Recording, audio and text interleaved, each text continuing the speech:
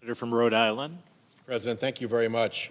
As I come to the floor, I reflect on how I've never understood what it is in the Republican mind that is so fixated on taking health care away from people. It really doesn't make sense. It may be some recessive political gene that goes back to when Republicans opposed Medicare, attacked it as socialized medicine, tried to make sure it never happened. But it really doesn't make sense. But it's active still. And Americans are looking at 3 waves of attack on their health care. The first wave is pulling their Affordable Care credits. That is a big deal for a lot of people.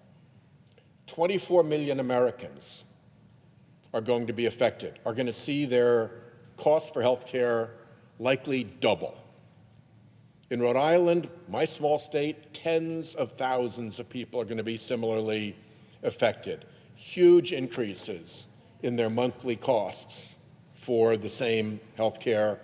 And because so many of them aren't going to be able to afford that increase, we estimate that 13,000 Rhode Islanders will lose their coverage and have to go to emergency rooms and wait in line and drive up the ultimate cost of care by not getting treatment when it's needed. But it's not just the Affordable Care credits that are imperiled here. Right behind that is a $500 billion cut to Medicare. Medicare. Some of us remember when President Biden gave his State of the Union, and he had a bit of an exchange with the Republicans in the House about Medicare. He said, you know, Republicans always are trying to cut Medicare. And they all jumped up out of their chairs, yelling and screaming, and said, no, no, no, we'll never cut Medicare. We're not for that. You can't say we're for that. What did they do in the Beautiful for Billionaires bill? Cut Medicare.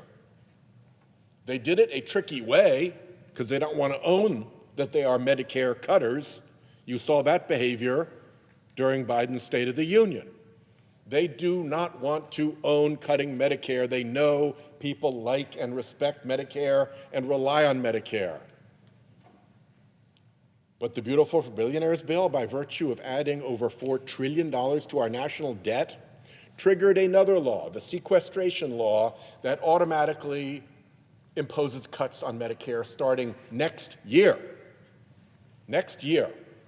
And it's a $500 billion in Medicare cuts. So that's backed up behind the Affordable Care credits being pulled away.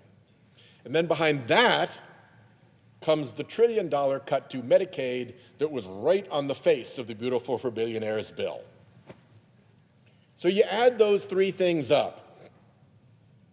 You pull the Affordable Care credits from the families that rely on it.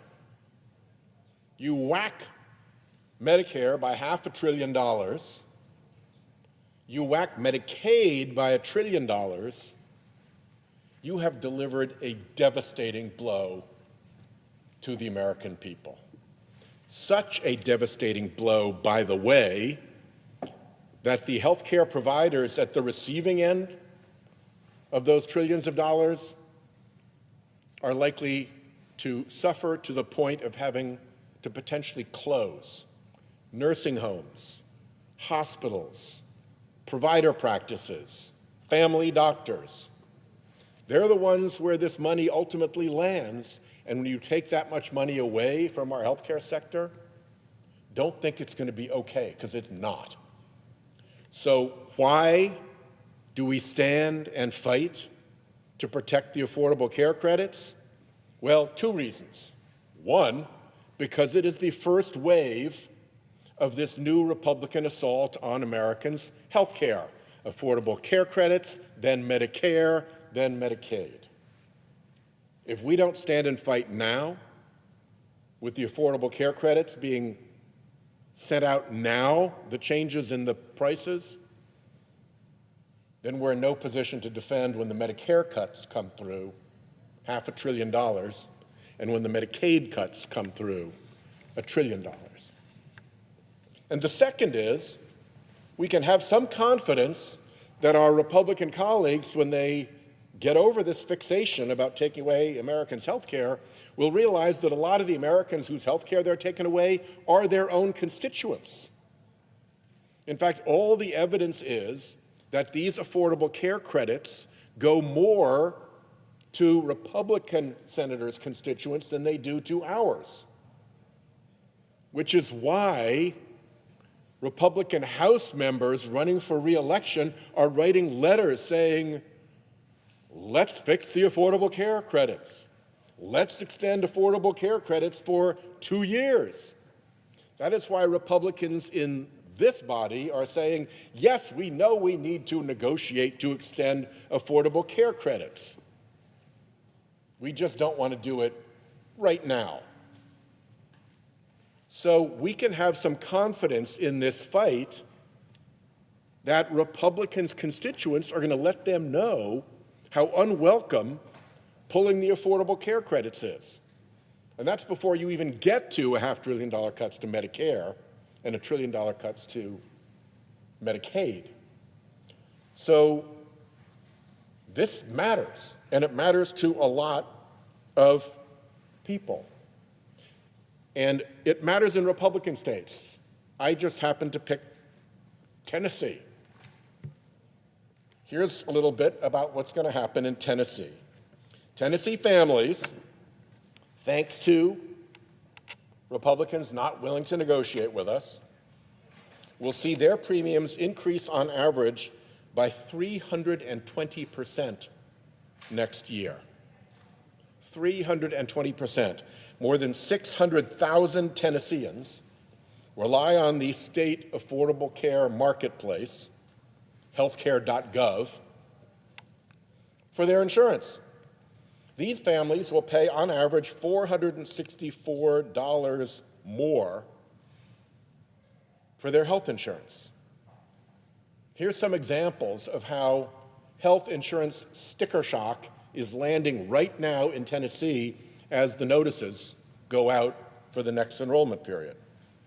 A 45-year-old in Tennessee making $62,000, driving their own truck, working their small farm, operating their small business, will see their average annual premium costs rise by $1,726.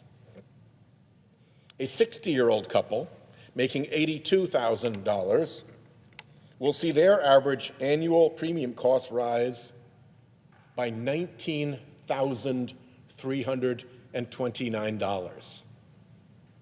A quarter of their $82,000 income gone like that because Republicans won't sit down and negotiate like grown-ups.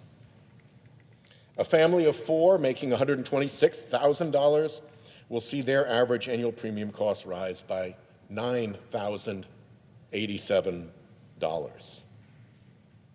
This just isn't going to work, my friends. You're going to have to figure this out.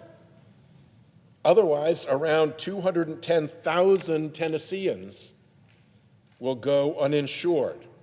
And by the way, because the money flows through to the healthcare providers, providers in Tennessee will take the hit.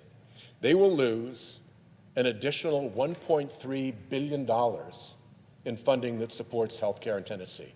$1.3 billion, billion with a B. So it's time to fix this. Over and over again, Senate Republicans have said, yes, we're willing to negotiate. We just don't want to do it now. We want to do it later. So all of this pain, the damage the president is throwing on with his snap cuts, the damage Trump is throwing on by adding that he threatens to close American airspace. Believe it or not, this is a president who will close American airspace before he will help Americans get health care coverage.